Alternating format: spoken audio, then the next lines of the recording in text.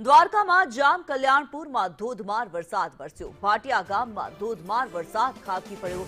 વરસાદથી રસ્તાઓ નદી સમાન બન્યા। કમોસમી વરસાદથી ખેડૂતો ચિંતામાં મુકાયા છે। ખેતીના પાકને નુકસાન થવાની આશંકા છે, ત્યારે દેવભૂમિ દ્વારકા જ્યાં જામ કલ્યાણપુરની અંદર માવઠું પડ્યું છે।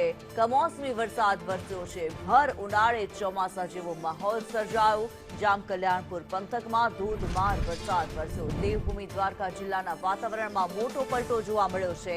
જામ કલ્યાણપુર તાલુકાના ભાટિયા ગામમાં ધોધમાર વરસાદ ખાબક્યો। ભર ઉનાળે મેઘરાજાની એન્ટ્રીથી માર્ગો પર પાણી વહેતા થયા। રસ્તાઓ જાણે નદી સમાન બની ગયા। કમોસમી વરસાદને પગલે જગતનો તાત ભારે ચિંતામાં મુકાયો છે। રવિ પાકની सीजन मोटा पाये नुकसान की भीति सेवाई रही है। मावठाने कारणे खेतीना पाकने नुकसाननी आशंकाथी खेडूतो चिंतित बन्या छे।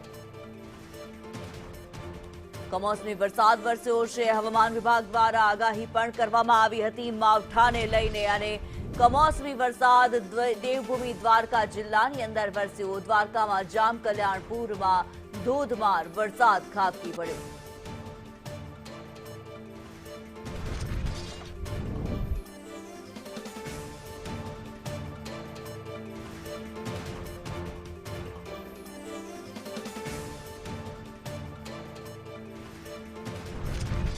जयसुख मोदी अमारी साथे जोड़ायेला छे। जयसुख, आपनी पासेथी जाणवा मांगीशुं, देवभूमि द्वारकानो माहोल अत्यारे केवो छे? खेडूतोनी चिंतामां वधारो थयो छे?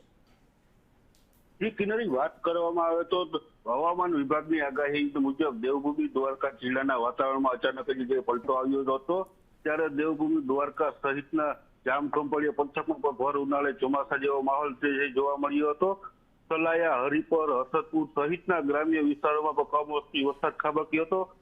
વરસાદી માહોલ સર્જાતા પંથકમાં ઠંડક પ્રસરી હતી અને ભર ઉનાળે કમોસમી માવઠું ખાબકતા શહેરના માર્ગો પર ભીના થયા હતા અને અહસ્ય બફારા સાથે વરસાદ પડતા ઠંડક પણ પ્રસરી હતી। અને જયારે કમોસમી માવઠું વરસતા જગતના તાત જે છે એ પણ ચિંતિત બન્યા છે અને ઉનાળુ પાક જેવા કે મગ છે, મગફળી છે, તેવા પાકને પણ મોટા પાયે નુકસાન જવાની પણ ખેડૂતોમાં હાલ ચિંતા પ્રસરી છે। જી કિન્નરી।